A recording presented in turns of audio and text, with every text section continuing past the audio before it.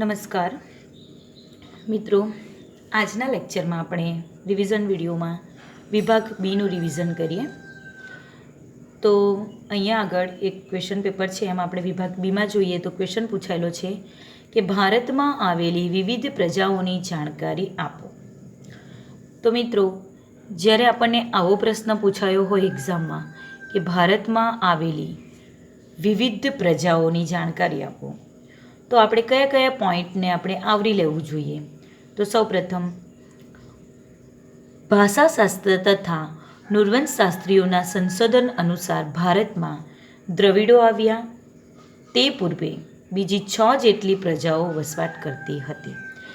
એટલે દ્રવિડો અને બીજી 6 જેટલી પ્રજાઓએ વસવાટ કર્યો.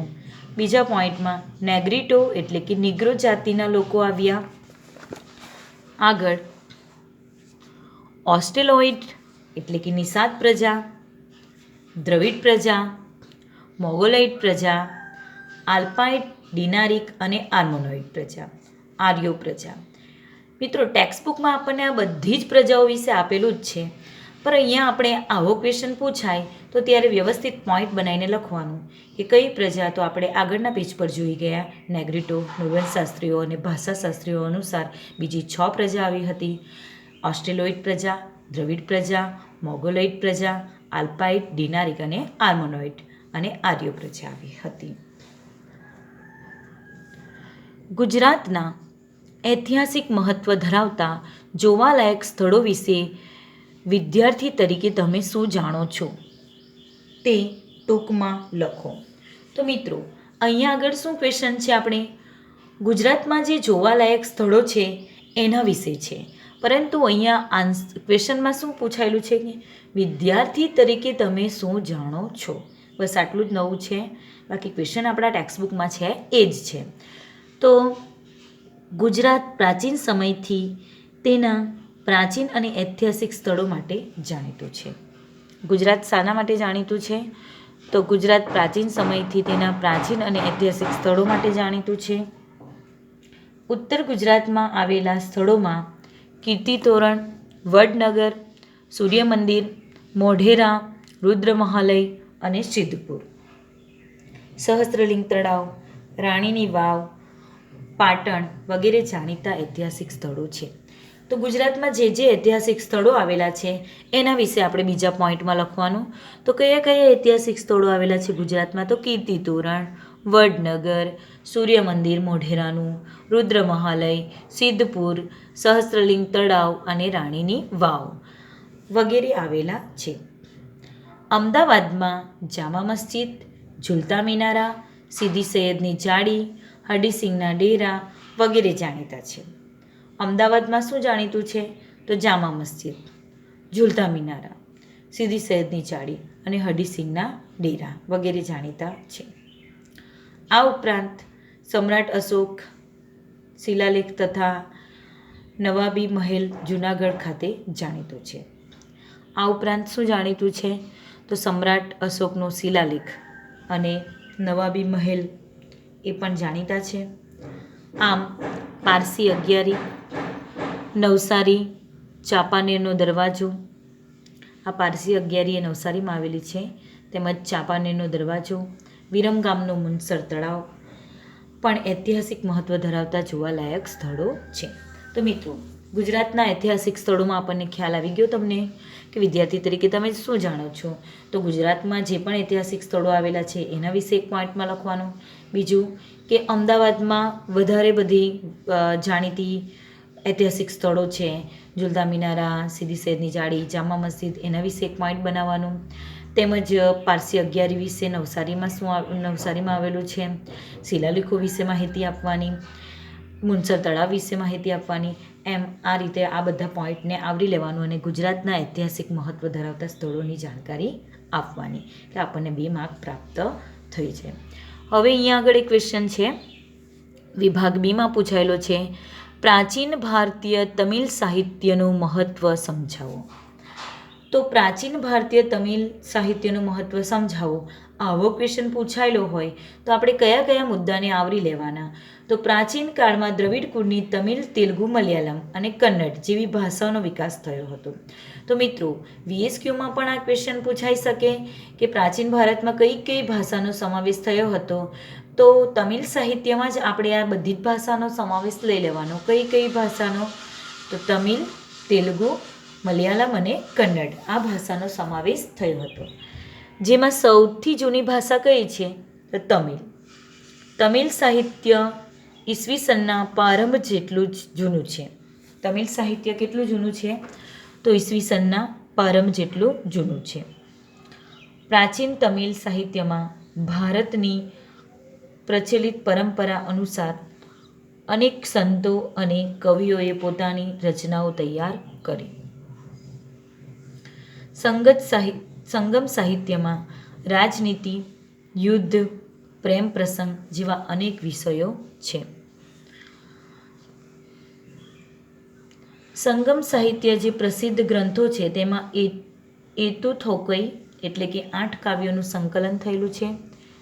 તોલકાપ્યમ એટલે કે વ્યાકરણ ગ્રંથ અને પથ્થુપાતુ એટલે 10 ગીતાનો સમાવેશ થાય છે. આ મિત્રો આપણે ચેપ્ટર નંબર 4માં મધ્યકાલીન સાહિત્ય વિશે આવે છે ને એમાંથી જ આનો આન્સર આવે છે.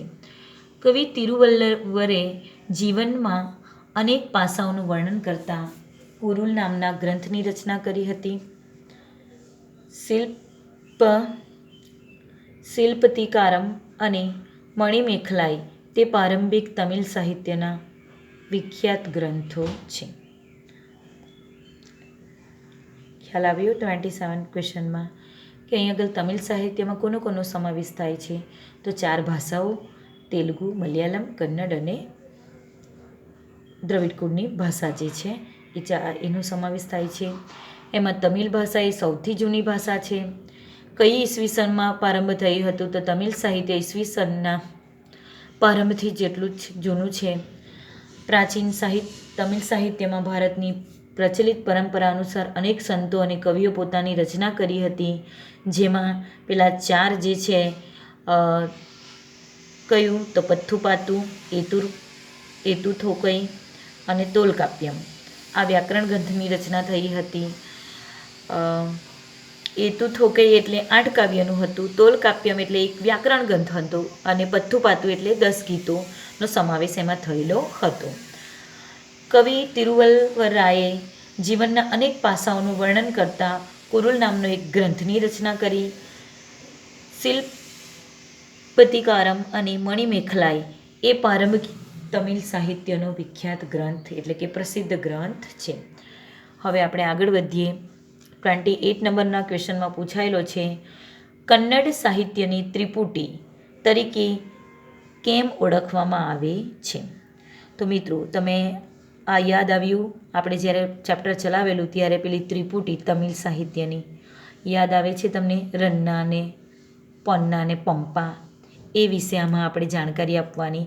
કન્નડ સાહિત્યની ત્રિપુટી તરીકે કેમ ઓળખવામાં આવે છે? તો મધ્યકાલીન સાહિત્યના સમયમાં દ્રવિડ કુળની ભાષાનો વિશેષ વિકાસ થયો હતો. તો કન્નડ સાહિત્ય પર જૈન ધર્મની ગાઢ અસર પડતા કવિ પંપાએ આદિપુરાણની રચના કરી. આ કૃતિનો સંબંધ જૈન તીર્થંકરોના જીવન સાથે છે. શાની સાથે છે? જૈન તીર્થંકરોના જીવન સાથે છે. કવિ પોન્નાએ 16મા જૈન તીર્થંકરનું જીવન આલેખતું શાંતિ પુરાણ તૈયાર કર્યું. કવિ પંપાએ શું તૈયાર કર્યું? તો 16મા જૈન તીર્થંકરનું જીવન આલેખતું શાંતિ પુરાણ તૈયાર કર્યું. કવિ રન્નાએ અજિતનાથ પુરાણ કૃતિની રચના કરી. કવિ રન્નાએ શાની રચના કરી? અજિતનાથ પુરાણ કૃતિની રચના કરી. આમ આ યુગ કવિઓ પંપા, પોન્ના અને રન્ના એટલે આપેલી ત્રિપુટી એમ કન્નડ સાહિત્યની ત્રિપુટી તરીકે ઓળખવામાં આવે છે. મતલબમાં આ 3 જે છે પોન્ના, પંપા અને રન્ના આ 3 વ્યક્તિએ આ કન્નડ સાહિત્ય માં પોતાનો ફાળો આપ્યો હતો. આથી એ સમયની આને ત્રણેય જણને ત્રિપુટી તરીકે ઓળખવામાં આવે છે. તેમણે જે કરેલા કામો, એમણે જે લખેલા ગ્રંથો, એની માહિતી આપણે આ ક્વેશ્ચનમાં આપવાની. મધ્યકાલીન સાહિત્યમાં આ ત્રિપુટીનો સમાવેશ થયેલો હતો. નેક્સ્ટ ક્વેશ્ચન જોઈએ. 2 માર્કમાં જ પૂછાયેલો છે. સંસાધનોનું રક્ષણ કરવું એટલે તેનો વિવેકપૂર્ણ ઉપયોગ કરવો. વિધાન સમજાવો. તો મિત્રો, આપણને 8મા ચેપ્ટરમાંથી ક્વેશ્ચન પૂછાયેલો છે 2 માર્કનો કે સંસાધનનું રક્ષણ કરવું એટલે કે તેનો વિવેકપૂર્ણ ઉપયોગ કરવો. આ વિધાન સ્પષ્ટ કરો. છેલ્લા ઘણા વર્ષથી માનવી દ્વારા વિજ્ઞાન અને ટેકનોલોજીના ક્ષેત્રે ક્રાંતિ થઈ છે અને વસ્તી વધારાના પ્રચંડ વિસ્ફોટના કારણે સંસાધનો વપરાશ વધી ગયો છે. છેલ્લા ઘણા વર્ષોથી શું થઈ રહ્યું છે? માનવી દ્વારા વિજ્ઞાન અને ટેકનોલોજી જે છે એમાં ક્રાંતિ એટલે કે પરિવર્તન થયા છે અને વસ્તી વધારાનો પ્રચંડ, વસ્તી ખૂબ જ પ્રમાણમાં વધી રહી છે. આના કારણે જે સંસાધનો જે છે એનો વપરાશ પણ કેવો થઈ રહ્યો છે? વધી રહ્યો છે. તો આપણી આ પરિસ્થિતિ વિશે ગંભીરતાથી નહીં વિચારીએ તો ભવિષ્યમાં તેના માઠા પરિણામો ભોગવવા પડશે. તો આપણે જો મિત્રો આના વિશે જો વિચાર ન કરીએ તો શું થશે? ભવિષ્યમાં એટલે આવનારો જે સમય છે એમાં માઠા પરિણામો એટલે ખરાબ પરિણામો આપણે ભોગવવા પડશે. કુદરતી સંસાધનો મર્યાદિત છે. કુદરતી સંસાધનો કેવા છે? મર્યાદિત એટલે કે લિમિટમાં છે. જ્યારે માનવીની જરૂરિયાતો કેવી છે? અમર્યાદિત. અમર્યાદિત એટલે જરૂરિયાત એક પછી એક ઉદ્ભવ્યા જ કરે. જો આપણે સાયકલ આવી ગઈ હોય તો આપણને બાઇક લેવાની ઈચ્છા થાય, બાઇક આવી જાય તો કાર લેવાની ઈચ્છા થાય. આમ માનવીની જરૂરિયાતો કેવી હોય છે? અમર્યાદિત હોય છે. એક જરૂરિયાતનો સંતોષ થયા બાદ બીજી જરૂરિયાત તરત ઉદ્ભવે છે. ભવિષ્યની પેઢીઓ માટે સંસાધનનું સંરક્ષણ કરવું એ આપણા સૌની ફરજ છે. તો ભવિષ્યની પેઢીઓ માટે જો આપણે સંસાધનોનું સંરક્ષણ એટલે કે એનું રક્ષણ કરવું એ આપણા બધાની ફરજ છે. જો આપણે અત્યારે રક્ષણ કરીશું તો જ આપણે આ પછીની જે આવનારી પેઢી છે એ લોકો આ સંસાધનનો ઉપયોગ કરી શકશે. આમ સંસાધનનું સંરક્ષણ કરવું એટલે તેનો વિવેકપૂર્ણ ઉપયોગ કરવો. મતલબમાં શું છે? સંસાધનનું સંરક્ષણ કરવું એટલે એનો વિવેકપૂર્ણ એટલે કે કરકસરપૂર્વક એનો ઉપયોગ કરવો જોઈએ. હવે આપણે આગળ જોઈએ.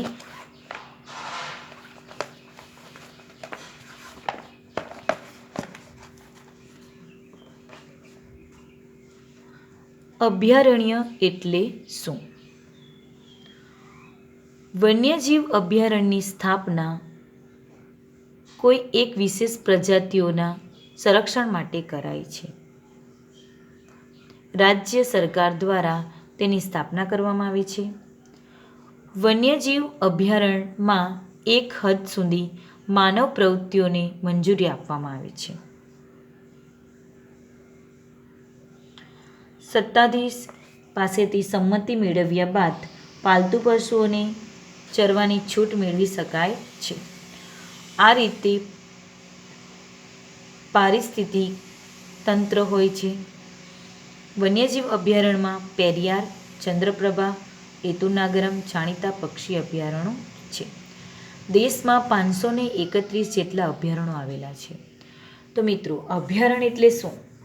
તો વન્યજીવ અભયારણ્યની સ્થાપના કોઈ એક વિશેષ પ્રજાતિઓના સંરક્ષણ માટે કરાય છે. રાજ્ય સરકાર દ્વારા તેની શું કરવામાં આવે છે? સ્થાપના કરવામાં આવે છે. વન્યજીવ અભયારણ્ય એક હદ સુધી માનવ પ્રવૃત્તિઓની મંજૂરી આપવા માટે આવી છે. અધિકારીઓ પાસેથી સંમતિ મેળવ્યા બાદ પાલતુ પશુઓને ચરવાની છૂટ મેળવી શકાય. વન્યજીવ અભયારણ્યમાં કયા કયા અભયારણ્યો આવે છે? તો પેરિયાર, ચંદ્રપ્રભા, એતુનાગરમ આ બધા જાણીતા પક્ષી અભયારણ્યો છે. દેશમાં કુલ આવા કેટલા છે? તો 531 જેટલા અભયારણ્યો આવેલા છે. હવે 31. રાષ્ટ્રીય ઉદ્યાન એટલે શું? તો રાષ્ટ્રીય ઉદ્યાન એટલે શું?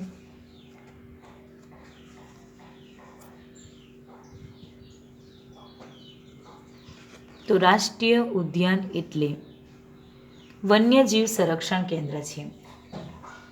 રાષ્ટ્રીય ઉદ્યાન એ શું છે? વન્યજીવ સંરક્ષણ કેન્દ્ર છે. તેમાં એકથી વધુ પરિસ્થિતિ તંત્ર આવેલા સમાવેશ થાય છે. તેમાં શું આવેલા હોય છે? એકથી વધુ પરિસ્થિતિક તંત્ર સમાયેલા હોય છે. પાલતુ પશુઓને ચરવા પર સંપૂર્ણ પ્રતિબંધ હોય છે. પાલતુ પશુઓને શું હોય છે? ચરવા પર સંપૂર્ણ પ્રતિબંધ હોય છે. તે કોઈ એક વિશેષ પ્રજાતિ પર કેન્દ્રિત હોતું નથી. તેની સ્થાપના રાજ્ય અને કેન્દ્ર સરકારના સહયોગથી થાય છે. ભારતમાં કાઝીરંગા, કોર્બેટ, વેળાવદર, દરિયાઈ રાષ્ટ્રીય ઉદ્યાન, ગીર, દચીગામ વગેરે મહત્ત્વના રાષ્ટ્રીય ઉદ્યાન આવેલા છે. દેશમાં 103 અને ગુજરાતમાં 4 રાષ્ટ્રીય ઉદ્યાનો આવેલા છે. દેશમાં કેટલા? 103 અને આપણા ગુજરાતમાં 4 જેટલા રાષ્ટ્રીય ઉદ્યાનો આવેલા છે. 32 નંબરનો ક્વેશ્ચન છે, ભૂમિગત જળના ઉપાયો જણાવો. ભૂમિગત જળ સૌથી વધુ ઉપયોગ સિંચાઈ માટે થાય છે. તો ભૂમિગત જળનો સૌથી વધુ ઉપયોગ શાના માટે થાય છે? સિંચાઈ માટે. પીવાના પાણીમાં ઉપયોગ થાય છે. પીવાના પાણીમાં પણ એનો ઉપયોગ થાય છે ભૂમિગત જળનો. ઘરેલું ઉપયોગમાં પણ પાણીનો ઉપયોગ થાય છે. ઉદ્યોગ માટે તેનો ઉપયોગ થાય છે. મત્સ્યપાલન વિકાસ, વન્યજીવ સંરક્ષણ માટે પણ તેનો ઉપયોગ થાય છે. તો ભૂમિગત જળનો ઉપયોગ કયા કયા કામોમાં થાય છે? તો સૌથી વધુ ઉપયોગ સિંચાઈ માટે થાય છે, એટલે કે ખેતી માટે થાય છે. પીવાના પાણી માટે થાય છે. ઘરેલું ઉપયોગમાં પણ થાય છે. ઉદ્યોગોના વપરાશમાં પણ થાય છે. મત્સ્ય વિકાસમાં પણ અને વન્ય સંરક્ષણ માટે પણ એનો ઉપયોગ થાય છે. વિદ્યુત, સુવાહક તથા બીજી ધાતુઓ સાથે સરળતાથી ભળવાના ગુણને લીધે તાંબાનો ઉપયોગ વધ્યો છે. સ્પષ્ટીકરણ કરો. માનવીએ સૌ પ્રથમ તાંબાની ધાતુનો ઉપયોગ કરેલો છે. માનવીએ સૌ પ્રથમ શું કર્યું? તાંબાની ધાતુનો ઉપયોગ કર્યો. બીજું, તાંબુ વિદ્યુત સાધન, refrigerator, air conditioner, automobile, radiator, ઘર વપરાશના સાધનો વગેરેમાં વપરાય છે. તો તાંબુનો ઉપયોગ શામાં વપરાય છે? ભારતમાં સૌ પ્રથમ તાંબા ગાળણનો એકમ ભારતીય તાંબા નિગમ દ્વારા ઝારખંડ ઘાટશિલા ખાતે શરૂ કરવામાં આવ્યો હતો. ઈસવીસન 1972માં ભારતીય તાંબા નિગમને હિન્દુસ્તાન કોપર લિમિટેડને સોંપવામાં આવ્યું છે. ભારતમાં ખાનગી ક્ષેત્રમાં પણ તાંબાનું ઉત્પાદન થાય છે. ભારતમાં જરૂરત જેટલું તાંબાનું ઉત્પાદન થતું ન હોવાથી તાંબુ વિદેશમાંથી આયાત કરવું પડે છે. મહત્વપૂર્ણ ધાતુ ઉદ્યોગ એલ્યુમિનિયમ વિશે લખો. તો મહત્વપૂર્ણ ધાતુ ઉદ્યોગ એલ્યુમિનિયમ વિશે લખો. આવો કંઈક ક્વેશ્ચન પૂછાય તો આપણે એમાં શું લખવાનું? તો ભારતમાં લોખંડ પોલાદ પછી બીજો મહત્વનો ધાતુ ઉદ્યોગ હોય તો એ કયો છે? એલ્યુમિનિયમ ગાળણ ઉદ્યોગ. એલ્યુમિનિયમ મજબૂતાઈમાં મજબૂત હોય છે, હલકાપણું હોય છે, ટીપાઉપણું એટલે એમાંથી વિવિધ આકાર સહેલાઈથી મળી શકે છે. વિદ્યુતનું સુવાહક અને કાટ પ્રતિરોધકતા. વિદ્યુતનું સુવાહક એટલે એમાંથી વિદ્યુત પ્રવાહ પસાર થઈ શકે છે. એવા વિશિષ્ટ ગુણધર્મો ધરાવે છે. એલ્યુમિનિયમ સાથે બીજી ધાતુઓ મિશ્ર કરી મોટર, રેલવે, હવાઈ જહાજ અને યાંત્રિક સાધન બનાવવામાં ઉપયોગ થાય છે. એલ્યુમિનિયમના ઉત્પાદનમાં 40થી 50% ખર્ચ વિદ્યુતનો છે. આથી જ્યાં જળ વિદ્યુત, સસ્તી વિદ્યુત શક્તિ જ્યાં ઉપલબ્ધ હોય ત્યાં એલ્યુમિનિયમ ગાળણ ઉદ્યોગ સ્થપાય છે. ભારતમાં ઓડિશા, પશ્ચિમ બંગાળ, ઉત્તર પ્રદેશ, છત્તીસગઢ, મહારાષ્ટ્ર અને તમિલનાડુ એ એલ્યુમિનિયમના ગાળવાના એકમો આવેલા છે.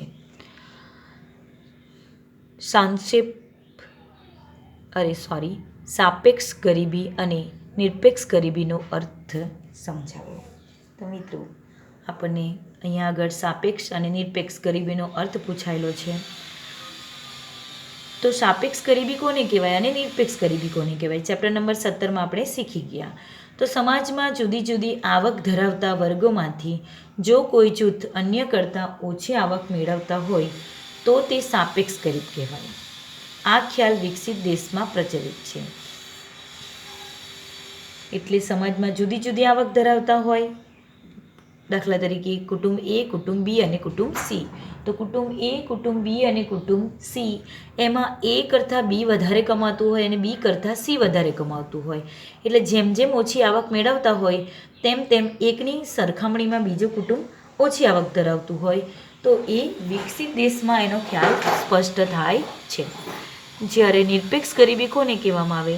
તો સમાજમાં લોકો અનાજ, કઠોળ, દૂધ, શાકભાજી, કપડાં જેવી પ્રાથમિક લઘુત્તમ બજાર ભાવો પણ પ્રાપ્ત કરી શકવા સમર્થ ન હોય તો તેને નિરપેક્ષ રીતે ગરીબ છે તેમ કહેવાય છે. તો નિરપેક્ષ ગરીબ કોને કહેવાય?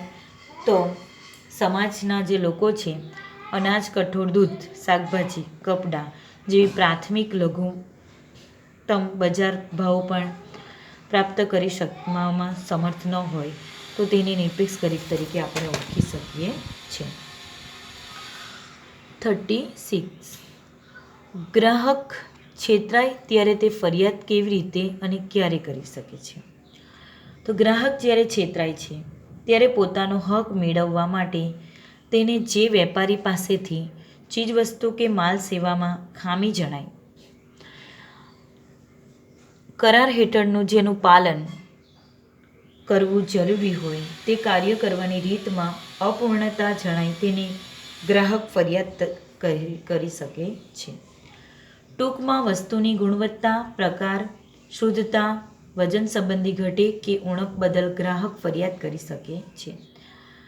જો ઉત્પાદક કે વિક્રેતા ગ્રાહકની સાચી, યોગ્ય અને સ્પષ્ટ ફરિયાદના નિવારણ માટે તૈયારી ન બતાવે ત્યારે ફરિયાદ કરી શકે છે. સાદા કાગળ કે ઈમેલ દ્વારા ફરિયાદ થઈ શકે છે. ફરિયાદ ગ્રાહક પોતે, રાજ્ય કે કેન્દ્ર શાસિત પ્રદેશની સરકાર, પ્રવર્તમાન કાયદા કે કંપની હેઠળ નોંધાયેલા મંડળો વગેરે ફરિયાદ કરી શકે છે. તો ગ્રાહક છેતરાય ત્યારે તે ફરિયાદ કેવી રીતે કરી શકે છે? તો ગ્રાહક જ્યારે છેતરાય, પોતાનો હક મેળવવા માટે તે અસમર્થ બને તો ત્યારે એમને જે માલ સામાન ખરીદેલો હોય એ સેવા કે ખામી હોય તો એ ખામીનું શું કરવું જોઈએ? એણે પોતે પહેલાં તો સ્વીકારવું જોઈએ અને એ કાર્ય જેણે કરેલું છે, આ અપૂર્ણતા કાર્ય કરેલ જે વ્યક્તિ સાથે થયેલું છે એ ગ્રાહકે પોતે ફરિયાદ કરવી પડે છે. ટૂંકમાં વસ્તુની ગુણવત્તા, પ્રકાર, શુદ્ધતા, વજન આ બધા જ સંબંધે જો ઉણપ એટલે કે ખોટ લાગતી હોય તો ગ્રાહક ફરિયાદ કરી શકે છે. જો ઉત્પાદક કે વિક્રેતા એટલે કે દુકાનદાર સાચી, યોગ્ય અને સ્પષ્ટ ફરિયાદ નિવારણ માટે તૈયારી ન બતાવે ત્યારે એ ફરિયાદ કરી શકે છે. સાદા કાગળ કે ઈમેલ દ્વારા પણ ફરિયાદ થઈ શકે છે. ફરિયાદ ગ્રાહક પોતે, રાજ્ય કે કેન્દ્ર શાસિત પ્રદેશની સરકાર, પ્રવર્તમાન કાયદા કે કંપની હેઠળ નોંધાઈને મંડળો વગેરે ફરિયાદ કરી શકે છે. તો અહીંયા આગળ આપણે વિભાગ બી પણ પૂરો થાય છે રિવિઝન લેક્ચરમાં. તો હવે આપણે નેક્સ્ટ પીરિયડમાં વિભાગ સી અને વિભાગ ડી વિશે જોઈશું. Thank you.